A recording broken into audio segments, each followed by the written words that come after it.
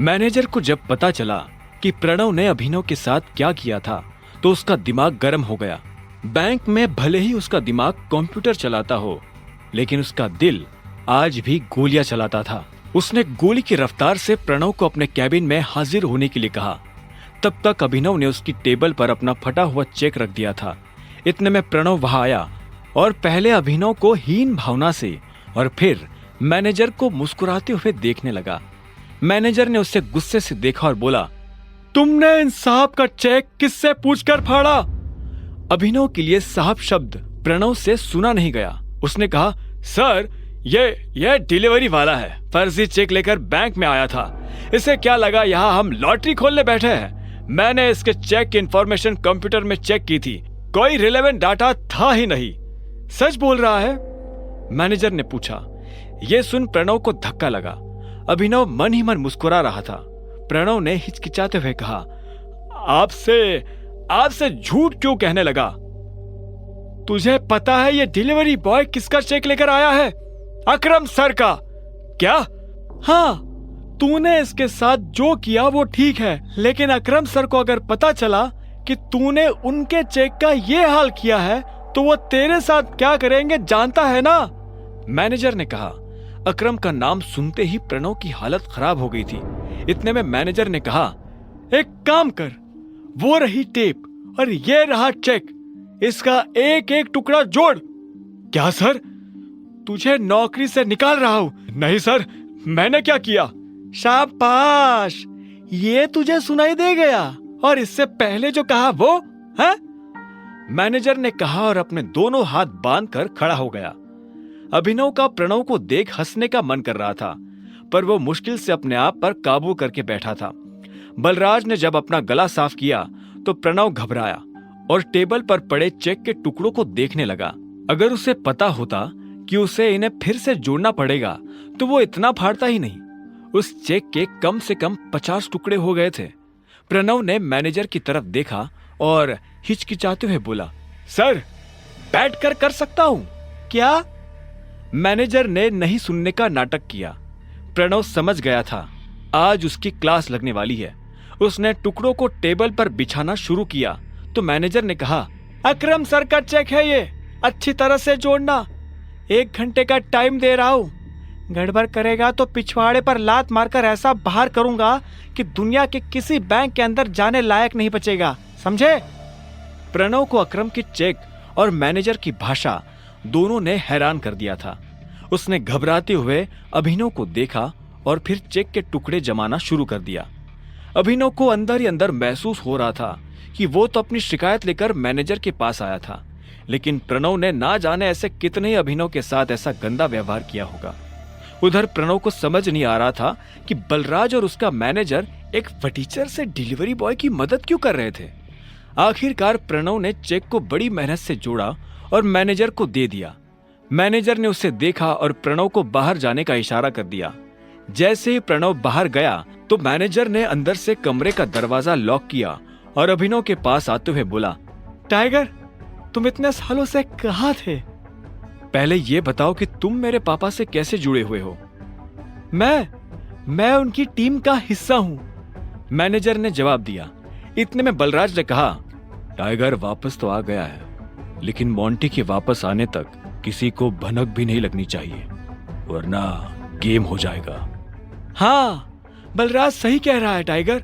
साला हम शेरों के बीच एक भेड़िया घुसाया है। वो तुम्हारी और हमारी सारी खबर हमारे दुश्मनों को देने वाला है, इसलिए संभल कर रहना पड़ेगा टाइगर। भेड़िया? तुम्हारा मतलब जासूस? अभिनव ने पूछा। बलराज ने कहा, हाँ, इसके बारे में मोंटी तुम्हें डिटेल में बताएगा, और तब तक गुफा से बाहर आना नहीं, और आओ तो अंधेरे में। इस बीच हमें तुम्हारे पापा यानी हमारे संजय के कातिल का भी पता लगाना है, और साथ ही ये भेड़िया। अभिनव के मन में इन दोनों चीजों से जुड़ा बस एक ही नाम आया, मोंटी। जिस तरह से राणा ने संजय को धोखा दिया था, अभिनव को पूरा भरोसा था कि मोंटी भी अपने बाप के ही नक्शे कदम पर चलेगा। उसे इन लोगों पर तरस आ रहा था जो राणा को अपना सगा मानते थे। अभिनव ने बलराज को देखा और बोला, इस ग्रुप में और कौन कौन है जिससे अभी मिलना बाकी है? मैनेजर ने कहा, इस ग्रुप में है मोंटी, अकरम, बलराज, मैं यानी डीके, इक्का, पार्कर और अलायना। क्या? अलायना? यानी हमारे ग्रुप में एक लड़की भी है? हाँ, इससे पहले उसकी माँ इस पोजीशन पर थी। 1 साल पहले उसकी डेथ हुई तो अलायना उसकी जगह पर आई है। टाइगर, वो लड़की नहीं, आग है, आंधी है, चलता फिरता अंगारा है। मैं अपनी जिंदगी में अलायना जैसी किसी से नहीं मिला। शक्ल, अक्ल और तेवर उसके पास तीनों है। मैं समझा नहीं, अभिनव ने कहा। बलराज उसके पास आया और बोला, जिद्दी, उसके आगे मुझे अपनी जिद कुछ नहीं लगती। कहने को ग्रुप में वो बस एक लड़की है, लेकिन उससे पार पाना हम में से किसी भी मर्द के बस की बात नहीं है। यह सुनते ही अभिनव समझ गया था कि बलराज का इशारा किस तरफ है। अलायना को यह मनवाना कि वो टाइगर है अभिनव के लिए भारी होने वाला था। फिर भी अभिनव को यह चैलेंज लेने में मजा आ रहा था। अभिनव के मन में भी अब अलायना से मिलने की इच्छा बढ़ने लगी थी। इतने में मैनेजर यानी डीके ने कहा, तुम जल्दी से उससे भी मिल लोगे, पर वो तुमसे मिलेगी या नहीं पता नहीं। मुझे नहीं लगता कि टाइगर के लिए उसे मनाना मुश्किल होगा। मैंने जैसा सोचा था यह आदमी वैसा है नहीं। बलराज की यह बात सुन डीके के कान खड़े हो गए। उसने बलराज को देखा और बोला, टाइगर ने तुम्हें रिंग में पटका क्या? यह सुनते ही बलराज जोर से हंसा और उसने हाँ में सिर हिला दिया। उसे देख डीके भी जोर जोर से हंसने लगा। आखिर में डीके ने कहा, तुम्हें कितने पैसों की जरूरत है? मैं दे देता हूं। चेक मैं अकरम के ऑफिस से री इशू करवा लूंगा। मुझे अभी 1 करोड़ रुपए चाहिए, बचे 49 करोड़ मेरे नए अकाउंट में डलवा देना, अभिनव ने कहा। और यह सुन डीके उसके लिए पैसे लेने चला गया। उसके जाते ही अभिनव बलराज के पास आया और बोला, एक बात बताओ, ये अलायना के बारे में तुम कुछ जानते हो क्या? बलराज ने उसे ऊपर से नीचे तक देखा और बोला, वैसे तो सब कुछ जानता हूं और वैसे कुछ भी नहीं। मेरा मतलब है, तुम्हें पता है मेरा क्या मतलब है? बस उसे अपनी तरफ से चिढ़ने का या गुस्सा होने का मौका मत देना और ना ही उसके पीछे कुत्ते की तरह जीभ हिलाना। और जोक तो बिल्कुल मत मारना, वो जोक मारने वाले को जान से मार देती है, बलराज ने कहा और हंसने लगा। इतने में बलराज ने कहा, वैसे अब तुम्हें गाड़ी की जरूरत है। मैं अपने मैनेजर को बोल रहा हूं, यहां से सीधा ग्लोब मोटर्स जाओ, वहां तुम्हारी गाड़ी तुम्हारा इंतजार कर रही है। अभी पैसे मैं भर रहा हूं, बाद में जब तुम गद्दी संभालोगे तो मुझे डबल दे देना। यह सुनते ही अभिनव जोर जोर से हंसने लगा। उसने बैंक से पैसे लिए बाहर आया और एक टैक्सी बुक करके सीधा ग्लोब मोटर्स के लिए निकल पड़ा। जल्दबाजी में वो बलराज से यह पूछना ही भूल गया था कि बलराज ने उसके लिए कौन सी गाड़ी बुक की थी। जैसे ही वो अंदर गया तो उसने देखा कि शोरूम का मैनेजर दरवाजे पर खड़ा होकर किसी का इंतजार कर रहा था। उसने अभिनव को देखते ही पूछा, अभिनव गढ़वाल? मैं ही हूं, अभिनव गढ़वाल। यह सुनते ही वहां रिसेप्शन पर खड़ी दोनों लड़कियों के होश उड़ गए, लेकिन मैनेजर को अभिनव को देख कोई झटका नहीं लगा। बलराज ने उसे पहले ही बता दिया था कि अभिनव दिखने में कैसा था। चलिए मेरे साथ, मैनेजर ने कहा और आगे बढ़ने लगा। कुछ देर के बाद अभिनव एक गैरेज में आ गया था। बाहर ढेर सारी गाड़ियां खड़ी हुई थी। मैनेजर उसे उसकी गाड़ी के पास लेकर आया। वो एक बहुत ही महंगी सी गाड़ी थी, लेकिन ऊपर से उसे देखने में ऐसा लग रहा था जैसे वो कबाड़ हो। बलराज ने जानबूझकर उसे पुराना करवाया था ताकि कोई भी अभिनव पर उसकी गाड़ी की वजह से शक न करे। पर जब अभिनव ने गाड़ी के अंदर देखा तो उसे बहुत अच्छा महसूस हुआ। मैनेजर ने कहा, मैं गाड़ी के पेपर्स रेडी करवाता हूं, आप तब तक गाड़ी देख लीजिए। मैनेजर वहां से निकला और अभिनव ड्राइविंग सीट पर बैठने के लिए बढ़ने लगा, पर इससे पहले कि वो बैठ पाता उसे पीछे से एक आवाज आई, हेलो।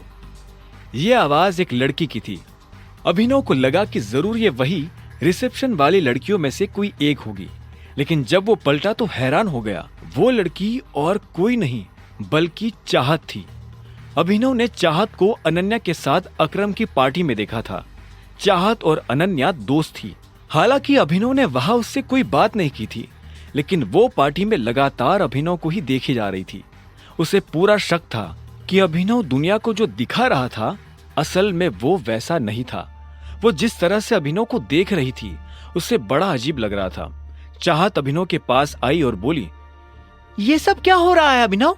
ये गाड़ी तुम खरीद रहे हो? तुम कौन हो और यहाँ क्या लेने आई हो? अभिनव ने तनी हुई आवाज में पूछा। चाहत को देख वो अपनी पहचान के लिए अलर्ट हो गया था। चाहत उसके सवाल पर मुस्कुराई और मीठी सी आवाज में बोली, मैं चाहत हूँ, तुम्हारी बीवी की दोस्त, और ये सवाल तो मुझे तुमसे करना चाहिए। तुम यहाँ गाड़ी खरीदने कैसे आ सकते हो? अनन्या ने तो मुझे बताया था कि तुम गरीब हो। हाँ, मैं गरीब ही हूँ। ये गाड़ी तो मैं अपने बॉस के लिए लेने आया हूँ। चाहत ने उसे कुछ पल के लिए देखा और बोली, पक्का? झूठ तो नहीं बोल रहे हो? मैं तुमसे झूठ क्यों बोलूंगा? पता नहीं, एक काम करती हूँ, मैं अनन्या को भी यहाँ बुला लेती हूँ, दूसरे की सही, पर जब वो तुम्हें गाड़ी में देखेगी तो खुश हो जाएगी। नहीं, उसे बुलाने की क्या जरूरत है? क्यों बेकार में उसे परेशान करती हो तुम बताओ ना, मैं तुम्हारे लिए क्या कर सकता हूँ? यह सुनते ही चाहत के चेहरे पर मुस्कान आ गई। उसने कहा, मुझे चाहिए ट्रीट। क्या तुम मुझे ट्रीट पर लेकर नहीं चलोगे? देखो, मैं तुम्हारी बीवी की दोस्त हूँ और मुझे नहीं लगता कि तुम्हें मुझे मना करना चाहिए। इससे पहले कि अभिनव उसकी बात का कोई जवाब दे पाता, चाहत ने गाड़ी का दरवाजा खोला और वो पैसेंजर सीट पर जाकर बैठ गई। ठीक इसी वक्त मैनेजर डॉक्यूमेंट्स लेकर आया और उसने डॉक्यूमेंट्स अभिनव को दे दिए। अभिनव भी ड्राइविंग सीट पर बैठ गया। उसे पता था कि चाहत खुद एक रईस परिवार से आती थी, ऐसे में वो उसे अकरम के एक होटल में ले जाने वाला था। चाहत पूरे रास्ते रह रहकर अभिनव को देख रही थी। अभिनव को समझ नहीं आ रहा था कि वो उससे चाहती क्या है। जैसे ही अभिनव की गाड़ी अकरम के होटल के नीचे पार्क हुई तो अभिनव का फोन बज उठा। उसने देखा अकरम का फोन था। हेलो, क्या हुआ टाइगर, सब ठीक? मैंने देखा तुम्हारी गाड़ी मेरे ऑफिस के नीचे आई है। उधर से अकरम ने पूछा। हाँ, वो मैं होटल में किसी के साथ लंच के लिए आया था। हाँ, वो तो मैं देख ही रहा हूँ। जरा ऊपर आओ, मैं तुम्हें अपना वीआईपी कार्ड दे देता हूँ ताकि तुम दोनों को वीआईपी ट्रीटमेंट मिले। अकरम ने मुस्कुराते हुए कहा। अभिनव ने फोन रखा और पलटा तो पाया कि चाहत उसके पीछे खड़ी थी। चले? हाँ, नहीं, तुम एक मिनट यही रुको, मुझे थोड़ा काम है, मैं वो निपटा कर आता हूं, अभिनव ने कहा। और इससे पहले कि चाहत कुछ कहती, अभिनव वहां से निकल गया। चाहत उसे जाते हुए देख रही थी। वो अच्छी तरह से जानती थी कि ये अकरम का ऑफिस है, लेकिन अभिनव वहां क्या करने जा रहा था और उसे किसने फोन कर ऊपर बुलाया था? चाहत को अभिनव पर शक हो रहा था। अब आगे क्या होने वाला था? क्या चाहत को अभिनव की असली पहचान के बारे में पता चल जाएगा? और क्या थे चाहत के इरादे? जानने के लिए सुनते रहिए द रिटर्न ऑफ टाइगर, सिर्फ पॉकेट एफएम पर।